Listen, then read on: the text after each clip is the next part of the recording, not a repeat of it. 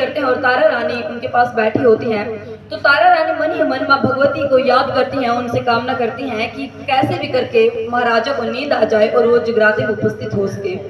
तो माँ भगवती के आशीर्वाद से राजा को कुछ देर के लिए नींद आ जाती है और माँ वो जो तारा रानी है वो रोशनदान से साड़ी की सहायता से जगराते में चली जाती हैं। जगराते में जल्दबाजी में जाने के कारण रास्ते में उनकी पायल और कान का झुमका गिर जाता है। तो तारा रानी वहां जगराते में पहुंच जाती हैं।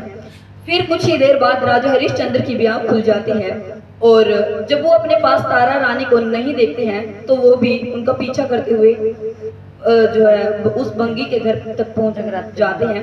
रास्ते में कुछ पायल और झुमके की वजह से उन्हें रास्ता भी शीघ्र ही पता चल जाता है। बोलिए जय माता दी। जय माता दी। जब राजा हरिश्चंद्र रूको के घर वहां जगराते में पहुंचते हैं तो माँ भगवती का प्रसाद वितरण हो रहा था। जब तो राजा हरिश्चंद्र ये सब छुप कर देख रहे होते हैं। जब तारा रानी को प्रसाद दिया जाता है तो उस प्रसाद को झोली में रख लेती हैं।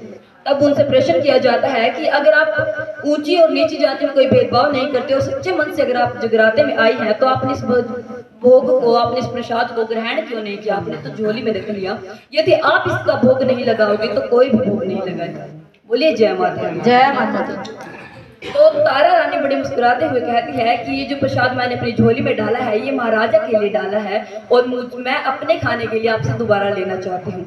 तो जो दोबारा उनको प्रसाद दिया जाता है वो उसका भोग लगा लेती है।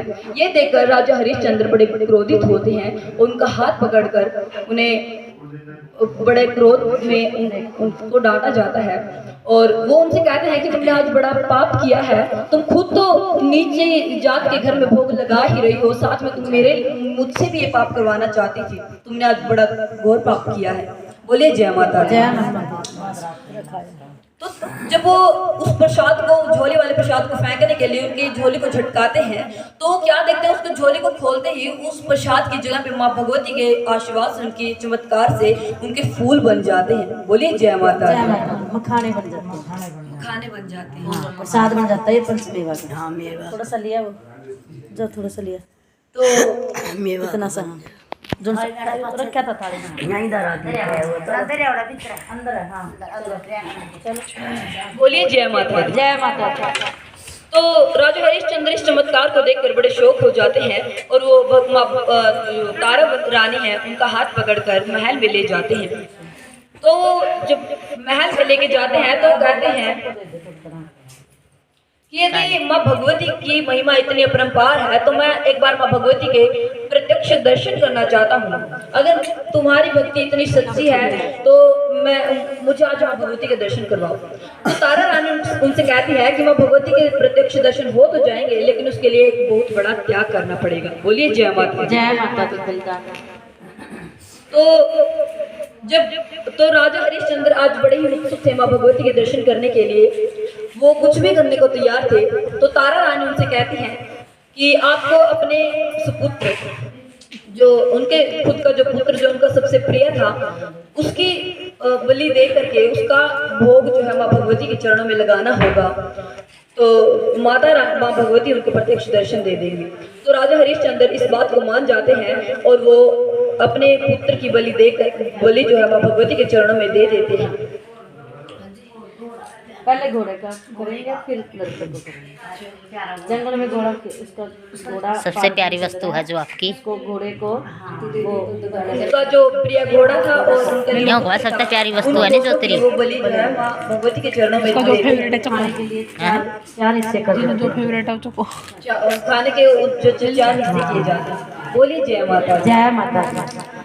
तो हरिश्चंद्र अब माँ भगवती से पूछते हैं कि ये बुलाइए अपनी माता को, मुझे दर्शन करने हैं। तो जो तारा रानी है वो उनसे कहती हैं कि पहले आप अपने घोड़े, ये जो है ये जो चार हिस्से हैं, ये एक मेरा, एक आपका, एक आपके पुत्र को बुलाइए और एक आपके प्रिय घोड़े को बुलाइए, उन सबको भी भोग लगाना है। तो हरिश्चंद्र उनसे बड़े क्रोधित होकर कहते हैं कि तुम ये कैसा मजाक कर रही हो?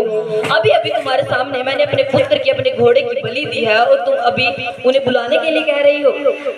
तो तारा रानी कहते हैं कि अगर आप माँ भगवती की महिमा जानना चाहते हैं तो एक बार आप उन्हें आवाज लगाइए।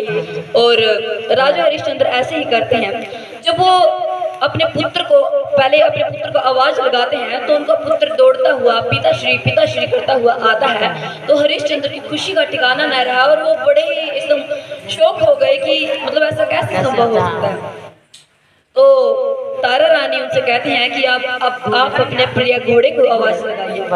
तो अब वो अपने घोड़े को आवाज लगाते हैं तो उनका घोड़ा भी दौड़ता हुआ आता है और राजा हरिश्चंद्र माँ भगवती के चरणों में हाथ जोड़कर नतमस्तक हो जाते हैं। बोलिए जय जय माता दी, बोल सच्चे दरबार की जय, जयकार बोल सच्चे दरबार की जय। तो ये सब होने के बाद जो है राजा हरिश्चंद्र माता भगवती की महिमा को जान जाते हैं और माँ भगवती उन्हें प्रत्यक्ष दर्शन देती हैं और उन्हें आशीर्वाद देकर कीर्तन करती हैं। तो अब से राजा हरिश्चंद्र और माँ भगवती जो है जो तारा रानी है माँ भगवती का एक विशाल भवन का निर्माण करते हैं और अपना जीवन जो है माँ भगवती की सेवा में ही समर्पित कर देते हैं। और अंत में जो है तारा रानी को, राजा हरिश्चंद्र को और रानी रुक्मणी को मोक्ष की प्राप्ति होती है और वो वैकुंठ धाम में चले जाते हैं। बोलिए तारा रानी की जय, बोल सच्चे दरबार की जय।